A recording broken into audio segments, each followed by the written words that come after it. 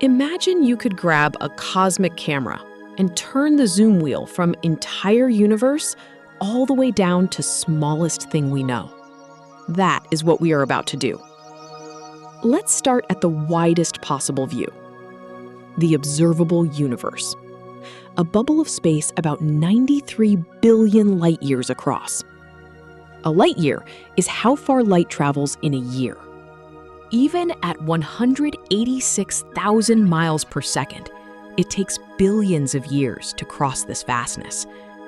From here, the universe looks like a giant web. Thin threads of galaxies with huge, empty, dark regions in between. This is the cosmic web. Galaxies are not scattered randomly. They collect in clusters and chains, like bright beads on invisible strings. Now we zoom in on a single cluster of galaxies. Each tiny dot you see could contain hundreds of billions of stars. We pick one spiral galaxy that looks a little like our own home, the Milky Way. As we fall toward it, the spiral arms grow clearer. Swirls of newborn blue stars, older yellow stars, and dark lanes of dust twisting around a bright center. The whole galaxy is about 100,000 light years across. From this vantage point, it's hard to imagine the vast size of our galaxy. If you flew in a straight line at the speed of light, it would still take you 100,000 years to cross it. Within this galaxy, we choose one average-looking arm. Hidden in that arm is a modest yellow star. Our sun. Compared to the galaxy, it is almost nothing. Yet to us, it is everything. We zoom past other stars, some massive and blue, some tiny and red, and lock onto the sun. A sphere of hot plasma, mostly hydrogen and helium. Its surface boils with huge cells of rising and sinking gas. Flares leap off, following twisted magnetic fields. Around the sun, a family of planets circle in neat ellipses. Rocky worlds inside, gas and ice giants outside. We aim for a small blue one, third rock from the sun, Earth. Now the scale shrinks fast. We dive through the wispy edge of Earth's atmosphere, past weather systems and swirling storms. Continents glide underneath. Mountain ranges rise. Oceans stretch like dark blue mirrors. We choose a coastline and drop lower. Waves have turned from lines to rolling walls of water. Beaches appear grainy. What was once a faint texture is now individual grains of sand, shells, and small rocks. We hover over a single grain of sand, a speck barely visible to the naked eye. A tiny piece of a quartz crystal, made mostly of silicon and oxygen. We zoom again. The smooth surface of the grain becomes a rugged landscape. Ridges, pits, and cracks appear. At this scale, it looks like an alien planet of its own. But we are still dealing with bulk matter, huge numbers of atoms packed together. We choose one point in this crystal and zoom further into the realm we cannot see with our eyes. Now, we are entering the world revealed by microscopes. Mineral patterns sharpen into a grid of atoms. Atoms are the basic building blocks of matter. Each one has a dense center called a nucleus, surrounded by a cloud of electrons. But right now, even an atom is still too small to see directly. We're imagining a scale we can picture in our minds. An atom of silicon is about 1/10 of a billionth of a meter across. If an apple were the size of Earth, an atom in that apple would be about the size of the original apple. Most of the atom is empty space. The nucleus sits in the middle, while the electrons swarm around it in blurry, fuzzy zones we call orbitals. Let's zoom toward the nucleus. As we do, the electron cloud stretches out around us. It is not like planets circling a star. It is more like a probability fog, a map of where an electron is likely to be, not a path it actually follows. At the center, the nucleus appears, a tiny speck that holds almost all of the atom's mass.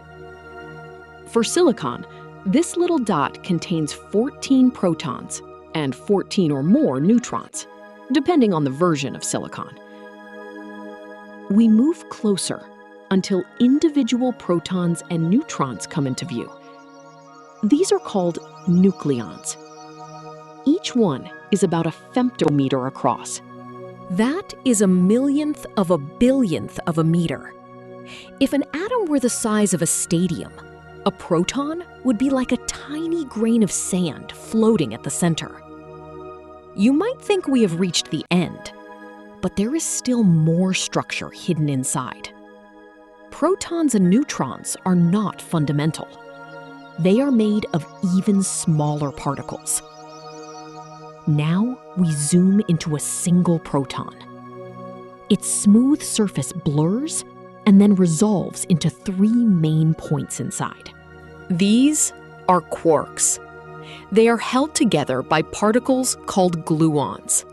Gluons carry the strong force, the force that binds the nucleus of atoms together. The quarks inside a proton are called up quarks and down quarks. 2 ups and 1 down make a proton. 2 downs and 1 up make a neutron. But the picture is not static. It is more like a buzzing storm of quarks and gluons, constantly interacting. At this scale, our everyday ideas of object and location start to break down. Quantum physics rules this world. Particles behave like both particles and waves. They do not have precise positions and speeds at the same time. Instead, they exist in spreads of possibility. We have now reached one of the deepest layers we know. Quarks, and the particles related to them, seem to have no smaller parts. As far as our best experiments can tell, they are point-like. We do not know if there is anything smaller, or if this is the true bottom of reality. Pause here for a moment. Think about the journey we just took. From the cosmic web of galaxies spanning billions of light years, down to quarks that are smaller than a trillionth of a millimeter. We crossed roughly 60 orders of magnitude in size, from the largest structures we know to the smallest. Yet the same universe holds all of these scales at once. The strong force that binds quarks together helps build protons and neutrons. Those form nuclei. Nuclei attract electrons to form atoms. Atoms link into molecules. Molecules create dust, rocks, planets, and people. People build telescopes that let us see galaxies, and particle accelerators that let us probe quarks. The universe is like a grand nesting doll. Structures inside structures, each scale with its own rules and beauty.